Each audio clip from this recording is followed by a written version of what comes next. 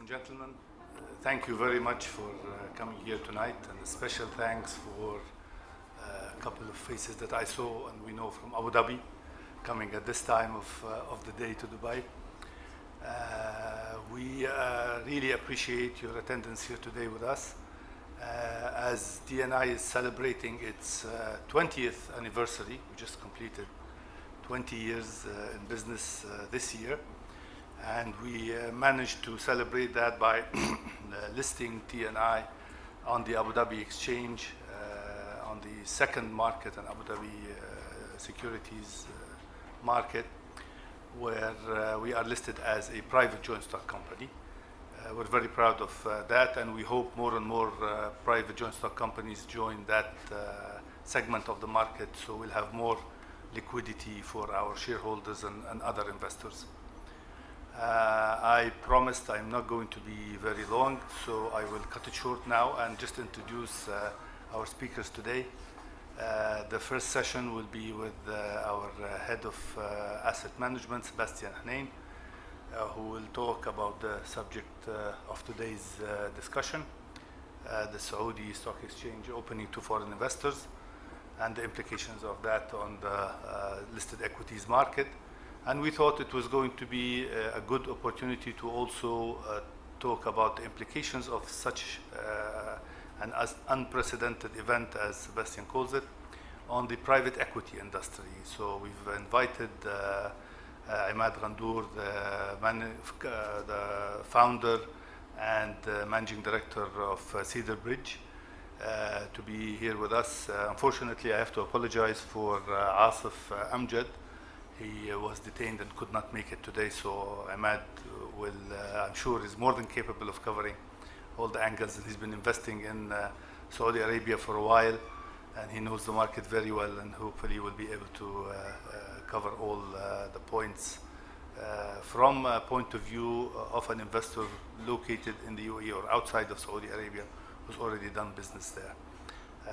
Our head of merchant banking, Kashif Zia, will act as a moderator with Imad, and hopefully you will have an informative session. And thank you again very much for coming. Sebastian. So, regarding the opening of the Saudi equity market, we think that it's a major event for the region, not only because it's the largest, the biggest market and the most liquid one across the region, but also because it was the last major market to be closed to direct foreign investments globally. Regarding what we have tried to do as an exercise to understand how foreign investors will look at Saudi Arabia. The first aspect is related to the size of the market. We thought that it was more relevant to look at the top 50 market caps. We don't think that foreign investors will dig furthermore. And if you look at the size, we have an equity market with a market cap of $500 billion, which is very sizable. It's bigger than Russia, for instance, and just after Brazil. In terms of diversification, and I think it will be a good surprise for foreign investors, you can see that it's a well-diversified market, and it might be counterintuitive, but the weight of energy is very low. It's less than 3%. The fact that Aramco is a national oil company is not listed as are the peers of Aramco, for instance, Gazprom or Petrobras, is something very interesting from a diversification point of view. Another aspect which is, we think, also very, very interesting is the liquidity of the Saudi equity market. As you can see, it's a very liquid market. The daily average turnover is above $2 billion. And at the same time, the volatility of this liquidity is not very high compared to other emerging markets. And we think that it's a key element for foreigners due to the fact that if they want to exit the Saudi equity market, they will be able to do that. And we know how have been politics and geopolitics across the region during the past decades. and it will probably continue to be a bit complicated, at least in the short term. And at the same time, these economies, and especially Saudi Arabia, is still oil-driven, meaning that the impact or the fluctuation of oil prices can have a strong impact on the economy. Alors, another aspect is the correlation of the Saudi equity market. The correlation is very low and has been very low for the past, in the recent history, for the past 5 years. It's very close from zero, and compared to other emerging markets, it's the lowest one. And now we think that it's very important because now emerging market investors are looking for diversification. You know, emerging markets are more and more correlated between themselves. So it will make a lot of it will be a key element for them when they will look at the Saudi equity market. And you know, if you look at this chart, it's only when you have, major financial crises, as we have seen in 2008 with Lehman Brothers, that we have a spike of volatility. But otherwise, the correlation is very, very low.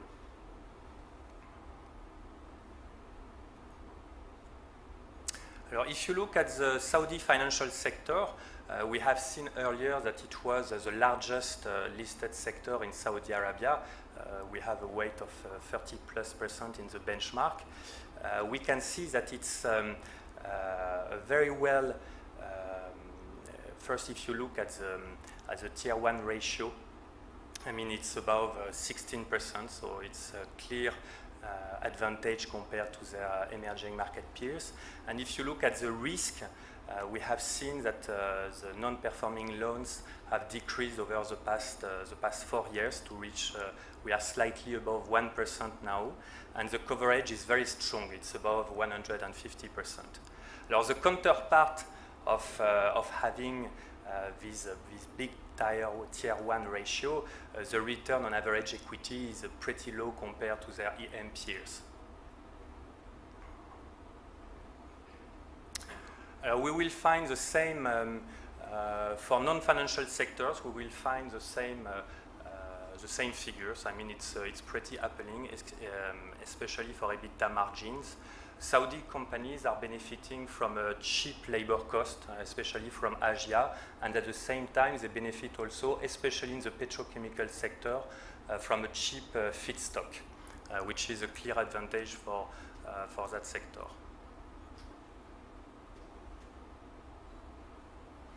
Alors, this is a very interesting aspect, it's the demographics of Saudi Arabia. Saudi Arabia doesn't have only a very strong population growth, which is the highest in the world. If you look for the 2015-2020 period, we are expecting the population to grow in average at 1.6% per year. But at the same time, it's a very young population with a median age around 28 years old.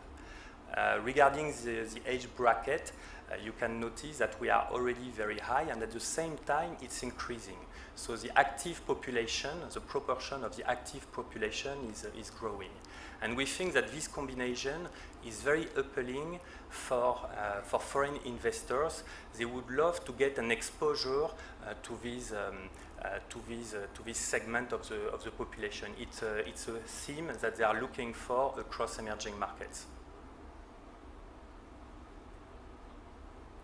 Alors the peg with the US dollar, it has been here for almost 30 years, and it's, we think that it's a very strong peg. If you look, for instance, at the reserves as percentage of GDP, they have the highest rate globally. It's almost 100%. They have in Sama more than 700 billion of USD. Alors, we think that it's very interesting because we have seen during the past 2 years, in 2013 and 2014, a lot of volatility across emerging market currencies. And we are expecting, we think, the increase of interest rate by the Fed in the coming quarters to have again more and more volatility across emerging market currencies. So this risk, we think, is not there in Saudi Arabia. At the same time, there is also another interesting aspect. You have very limited hot money invested across Saudi capital markets. They have no bonds, and at the same time, we know that the amount invested in the Saudi equity market is pretty limited. So the risk in case of interest rate shock or wave to have some repatriation from Saudi Arabia is pretty limited. Alors, we have seen some reforms have been undertaken in Saudi Arabia recently. One position has been created recently as a deputy crown prince. It was one of the measures. Another measure has been the Allegiance Council, who was formed, including 28 members from the Saudi Al Saud family, to ensure a smooth transition of power in the future. And we have seen more reforms, especially regarding elections, for municipalities in 2005. We had also two councils, the Economic Affairs and the Security Policy, who were set up to improve efficiency in decision making. Alors, labor market, it's a priority for the government.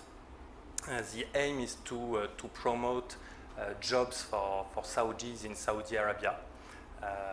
In order to do that, they have created an ITACAT program in order to encourage local companies to hire Saudi people. Regarding the Saudi women in the workforce, I mean, the penetration rate is still very low. We are slightly above 10%, which is very low even compared to EM peers. But I think we can be optimistic due to the fact that the education for women in the kingdom is growing very quickly.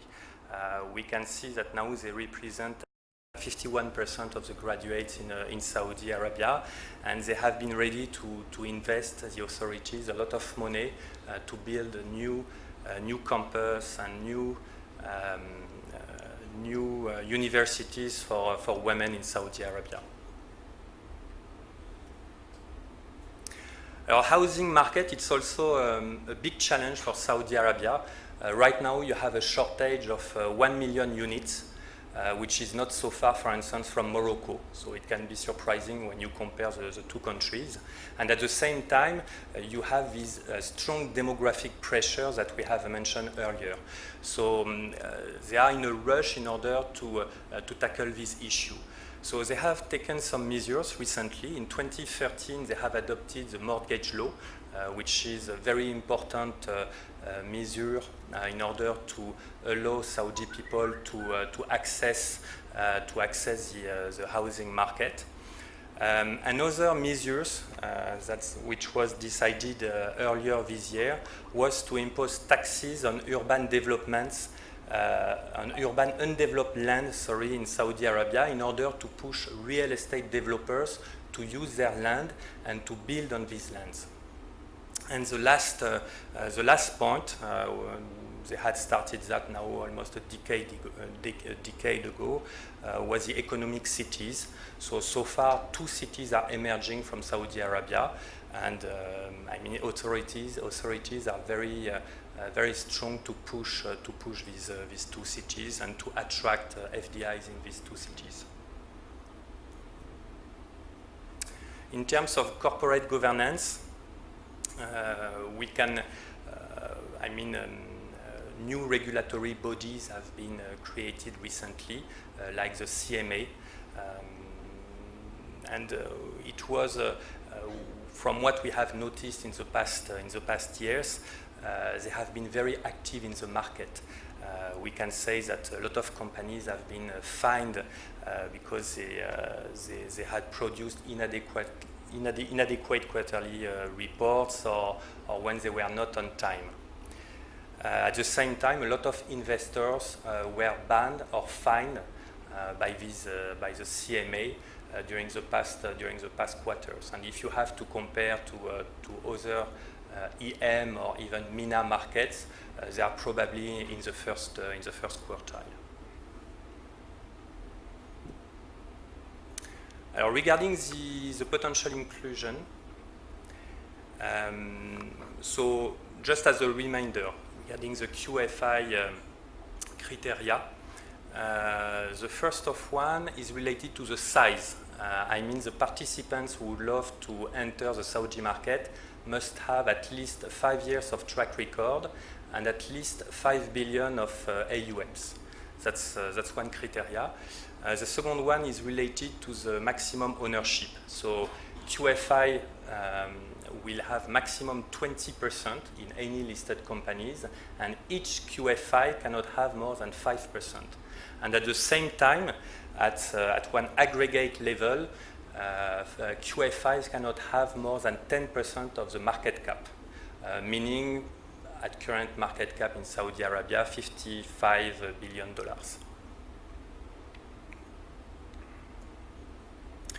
Regarding the inflow, we have tried to assess the global emerging market players who have more than $5 billion of AUMs and more than 5 years of track record. So we found an amount of roughly $1.4 trillion. And at the same time, we have spoken to the largest index providers to assess what might be the weight of Saudi Arabia in the different benchmarks. And the weight might be around 1.6%. So we should expect a flow when the Saudi equity market will be included, in the MSCI, which is the largest emerging market index provider. We should expect a flow of $23 billion in Saudi Arabia. The thing is that it might take 2 to 3 years for the country to be included in the MSCI benchmark. But at the same time, we think that for the reasons that we have mentioned previously, we should have a lot of emerging market investors looking at the market and taking some positions in Saudi Arabia as off-benchmark bets. Another aspect also which is interesting is it will be more difficult in the future for foreign investors to ignore the region. So far we have only 3 countries, Qatar, UAE and Egypt, included in the MSCI emerging market benchmark for a combined weight of 1.4 or 1.6%. And due to the with the inclusion of Saudi Arabia, the weight of the region will double to reach 3.5%. So we should expect in the future more foreign investors, more foreign analysts visiting the region, and they will have to do their homework, and they will have to come here to meet companies and to meet management. It will be very difficult for them to ignore the region.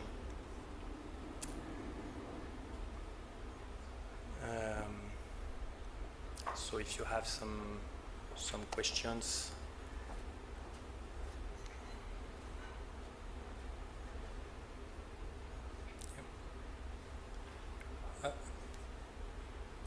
Micro is coming. Yeah.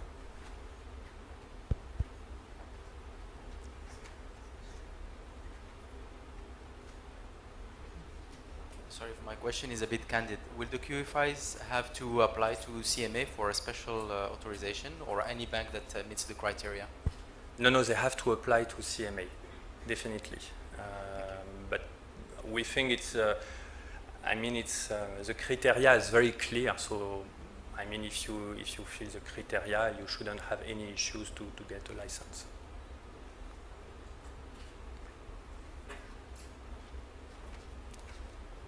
Here, front. The prices have been hyped up over the past few months. Yes. Because of this event. Where do you think they'll be heading? No, it's a very good question. The Saudi market so far is the best Arab market year to date. I think it's up 15%. And if you look at the valuation, now we are trading with a premium of maybe 20 to 30% compared to EM peers. So I do agree with you. In the short term, it will not support a foreign flow. But what we have tried to show here, it's more fundamentals, you know, who will trigger interest in the medium to long term, and maybe they will be opportunistic in the way they will buy Saudi equities. Maybe some of them they will wait for better valuations, but they have. We think that most of the points that we have mentioned here, they have that in their mind.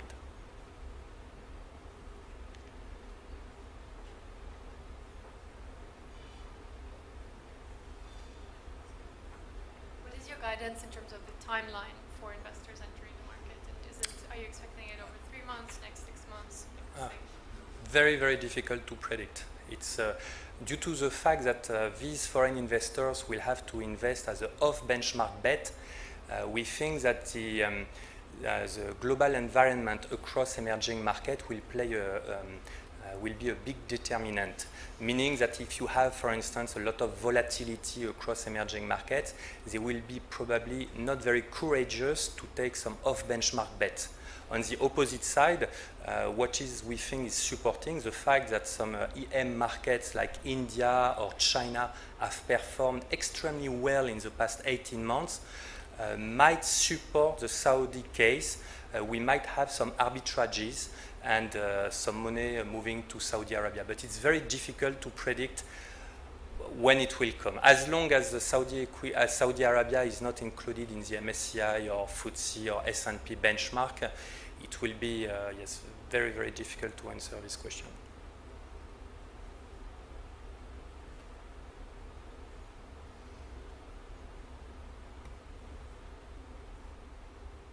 No more questions? Okay. Thank you.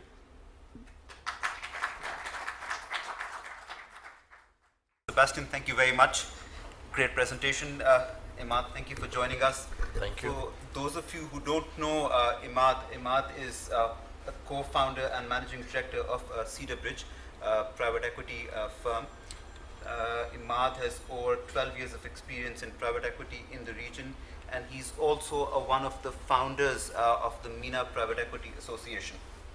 Have I missed anything, Imad? No, that's good enough. Okay, so we are going to have a one-on-one conversation with Imad on the outlook for M&A activity, private M&A activity in Saudi Arabia, specifically in light of the opening up of the Saudi stock market. So Imad, just first of all, before we get into the specifics, what is your view on the activity that you have seen over the past 12 months in the run-up to the opening up of the market, and the outlook going forward over the, let's say, next 6 to 12 months? In terms of private equity? Private equity, private M&A activity. Okay. Well, I mean, as you said, I'm a member of the board of the MENA Private Equity Association, and we compile a lot of information about private equity. And although not yet published, our latest report shows that the PE, specifically activity in Saudi, has gone up over the last year, 2014. And you know, it's been relatively lower if you go back 5 or 7 years. So there is an increasing interest of investing in Saudi. And more particularly what we've seen, which was a rather new thing, is a lot of the international PE funds looking at Saudi very interestingly. And it can be, you know, a nice indicator of the general financial institutions, how they look at Saudi. So we see now KKRs, we see TPG going into the Saudi, which is a new phenomenon altogether. I mean, it hasn't been such a case before, despite the fact that Saudi is still a reasonably big market. Sure. Now, when you see, Imad, that your report shows that there's been an uptick in activity, now, is that something that's quantifiable? Is it substantially higher than it has been over the past 4 to 5 years, or is it just a marginal level of activity that has increased? No, substantial. I mean, I cannot disclose the numbers because we haven't really released a report, but just a small data point. Saudi has always been the ranked fifth in the region Egypt and UAE were always the first two, they alternate. And from just looking at PE activity, this seems to be extremely valid.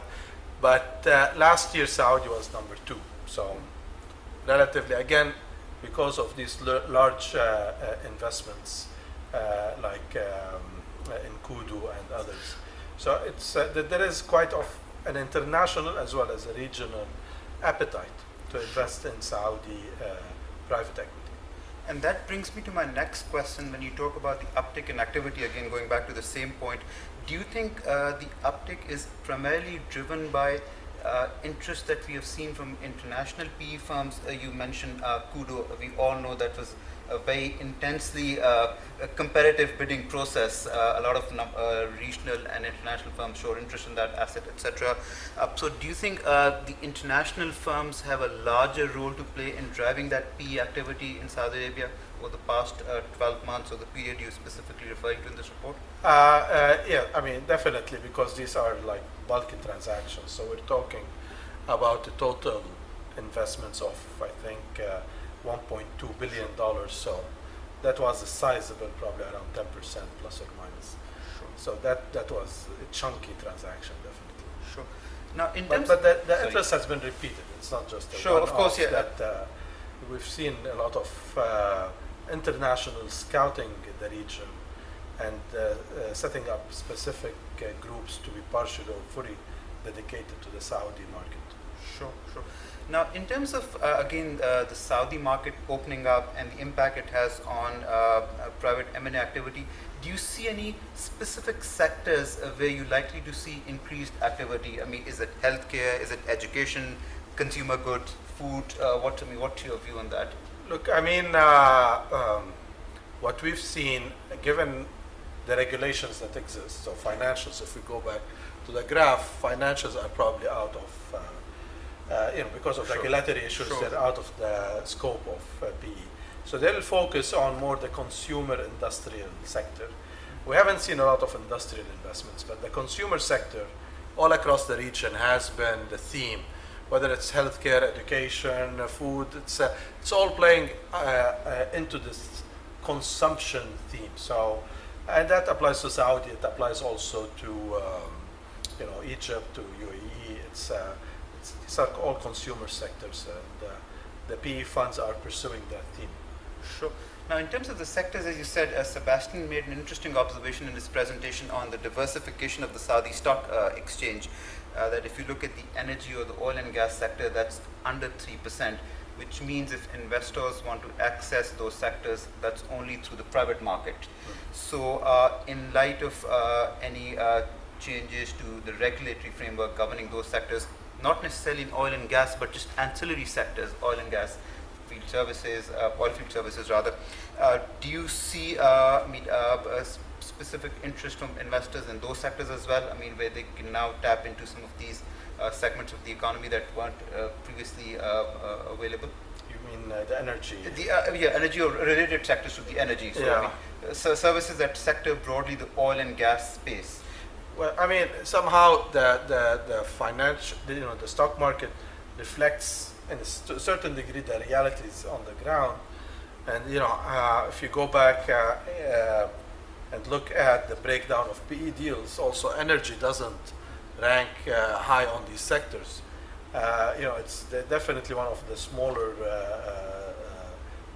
sectors in which PE funds invest into. Very few transactions, even on a GCC level. Sure. You see, the angle that I'm coming from, that it's something that we discuss internally also, and with our clients, that if it's a sector that's today underrepresented and only private investors can access it, or investors can access it through private market transactions, then over time, with the market opening up, presumably there will be more listings of businesses that are related to the oil and gas sector. So some of these sectors then, because some sectors, as you mentioned, such as consumer goods or retail, may just end up having too much money chasing too few assets, right? Which is the case. Yeah, which is the case already. So, I mean, outside of the sectors that you mentioned, my question was that oil and gas or ancillary sectors, oil and gas, or any other sectors that you reckon will benefit from this? Uh, Financials are out of the question, as you said, given the regulatory framework. I mean, look, the main problems, I'm going to answer it in a different way. The main problems in the region is that the private sector, especially in the Gulf, less so in Egypt, for example, but especially in the Gulf, the private sector is relatively weak. I mean, if you dissect the economy, remove the government, remove SABIC, remove oil, you probably will get around 30% or maybe less. That is the private sector activity. So, and you go around and then you remove the agencies and things you don't invest into, and the banks, and then it shrinks to probably much less than 30%. So, the private sector is weak. Consequently, the investable companies are few. Sure. And this is why despite all the cash and brains moving around the region, we're chasing very few targets. It's not that they're hiding somewhere. It's they're very few. I mean, you cannot. How many hospital groups are in the region? Sure. How many educational groups in the region? Sure. A handful. So and Sure. so on and so forth. So this is the main issue in the Gulf specifically. It's less so in places like Egypt, where there is a much vibrant private economy. Sure.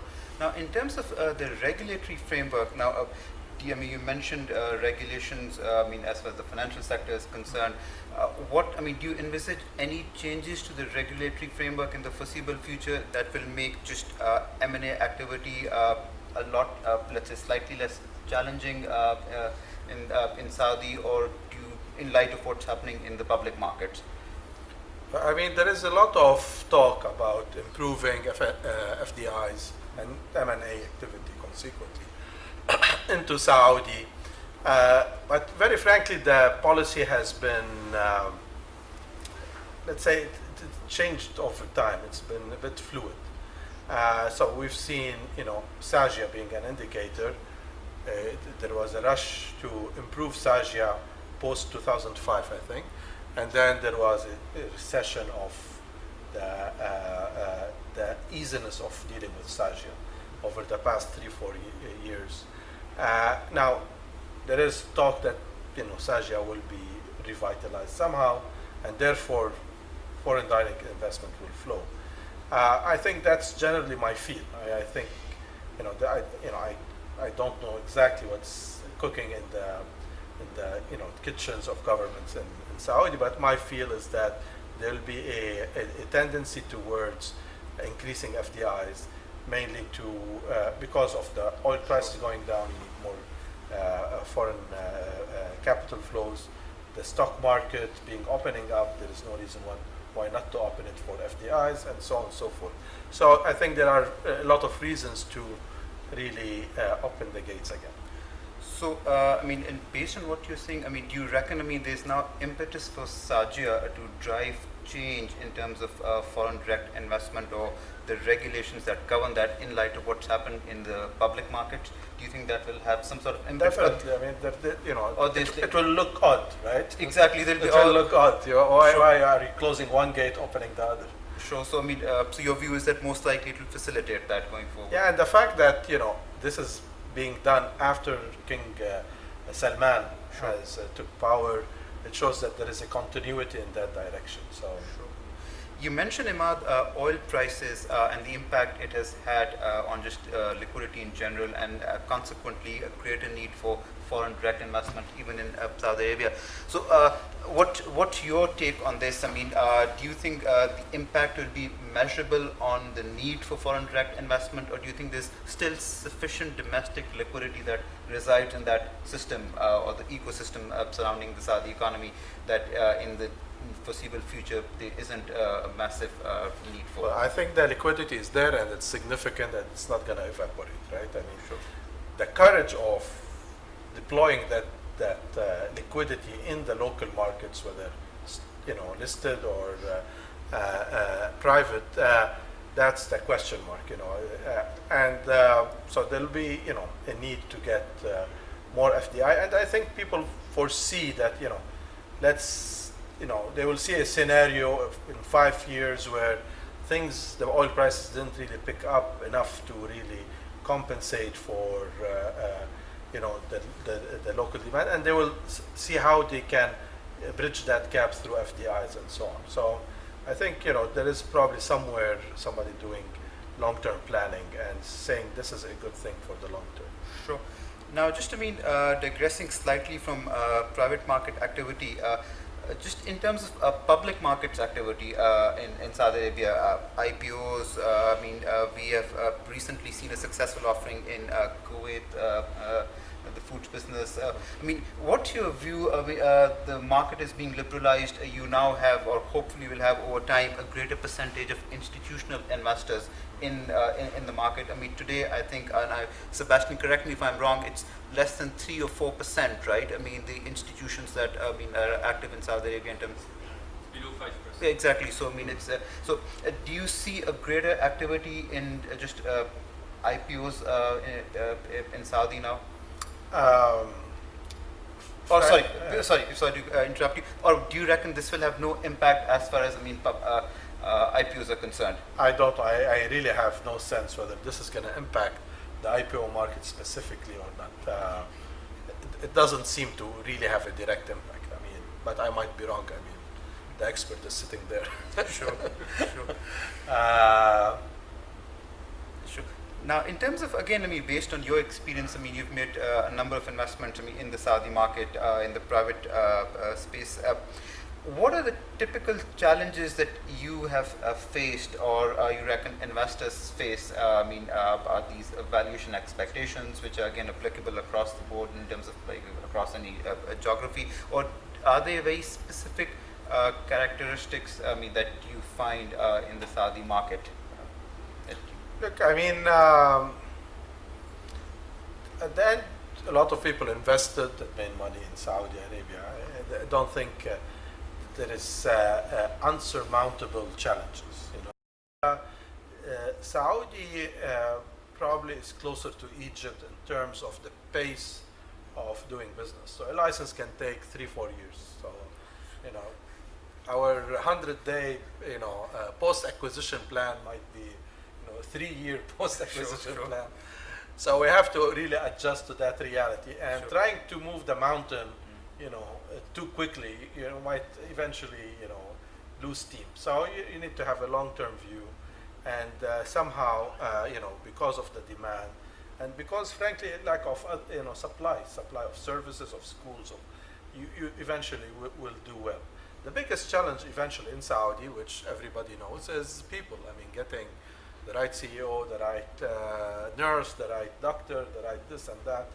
And it's been harder over the past 2 years. I'm not sure what's how this will move going forward, but the past 3-4 years, or 3 years, 2-3 years, were especially hard. Fair enough. Now, going back to our earlier discussion, Imad, in terms of just the international firms moving into the region, and as you said, largely Saudi Arabia, given the size of that market. We have seen some of these international firms, in some instances, collaborate with either a local strategic or a local PE house. Do you see this going forward as well, a more collaborative approach, or as the market opens up, do you think the international firms are likely to, given their size and just the access to capital they have, edge out some of the local firms that have had a more dominant position in Saudi especially? No, I think that model applies to Saudi, applies to Africa, applies to Asia, where the international guys will find a local partner and collaborate. Because independent whether Saudi is open or not, the international team sitting in London will not be privy of the details of the landscape in that particular country, Saudi or otherwise. Sure. Fair enough. Yeah. Now, just in terms of, again, before we open it for Q&A, you gave us your outlook going forward, and we spoke about some of the sectors that are interesting. Are there any off the mainstream sectors that have been that have been ignored over the past few years as far as M&A activity is concerned, which are likely to catch the attention of of PE houses in Saudi Arabia, either in terms of just as you said, the Sajia regulations becoming more user-friendly, for lack of a better phrase, or the markets opening up. Are there any pleasant surprises over there, or is it going to be a very conventional approach that we have seen so far? Well, I like to think outside the box. I think entertainment, which is lacking in Saudi, so but there is a need. I mean, obvious need. Tourism. I'm just throwing some potential out of the box. And they need more research. But Saudi will do, and the conventional sectors will do very well. I don't think that will abate anytime soon. The consumer, retail, healthcare, and so on will do very well in the region. It has, although government spending and oil prices will impact that to a certain extent, but people are now used to a certain level of service, certain consumption level. It's very hard to see that receding and rolling back. Sure, fair enough. Should we open it to the audience for any questions? Any questions for Imad on what we've just discussed? Anyone from the audience? I think Hani, the gentleman over there. Good evening. Thank you very much for the presentation. I have two short questions. The first one is, what are the main reasons for which M&A transactions fail in Saudi Arabia? And the second question is post-acquisition and beyond the people question that you mentioned, what are the key success factors in managing successfully an integration? Thank you.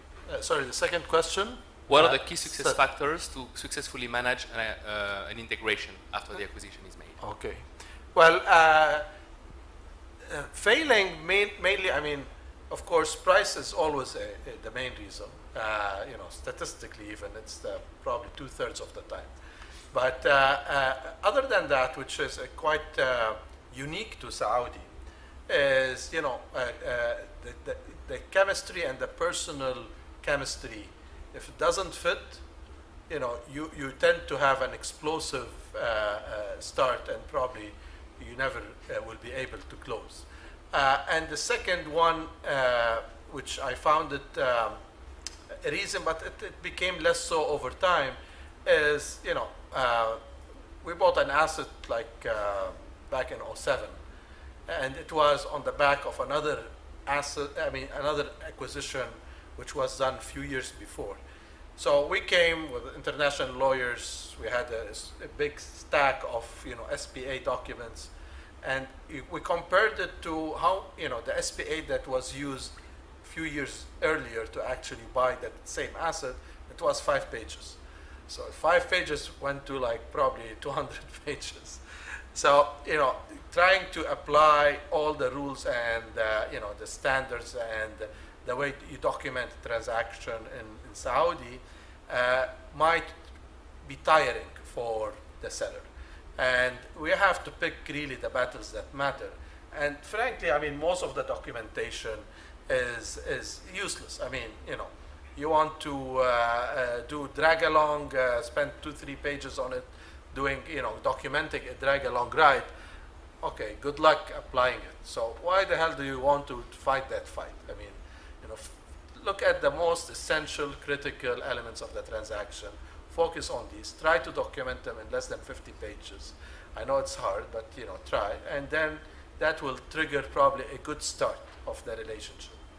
And what we have tried to do recently is, instead of us fighting, and end up with the same document, we go to the seller and say, let's appoint one lawyer and he'll draft it. Agree on the commercial terms, appoint one lawyer, and let's have a good start from the beginning instead of fighting. So this is on the reasons for failure. For the good post-acquisition experiences, we tend, when I started this journey in private equity, we borrowed a lot of the tools that existed from international PE, the 100-day plan, the KPIs, and trying to measure everything financially. But the fact is, it doesn't fit it doesn't fit the Saudi culture. Trying to change a Saudi company in 100 days, you probably will break the relationship with your partners, break the relationship with the management, and you'll not accomplish much. So try to pick again few battles to fight them over the first 6 months, and then things will flow from there. Change is slow. I mean, in Saudi and generally in the Arab world. So we have to customize our approach to that fact. In closing, we'd like to thank Ahmad and Sebastian and Kashif for enlightening us with the information provided about two important areas that are essential for all investors in this region. And hopefully we can look forward to the Saudi marketing opening up. And as Sebastian said, that will have an impact on local UAE markets and Qatari markets and the whole region, and it will attract more investments into our region. So we're all looking forward to this, and we thank you again for coming, and good night.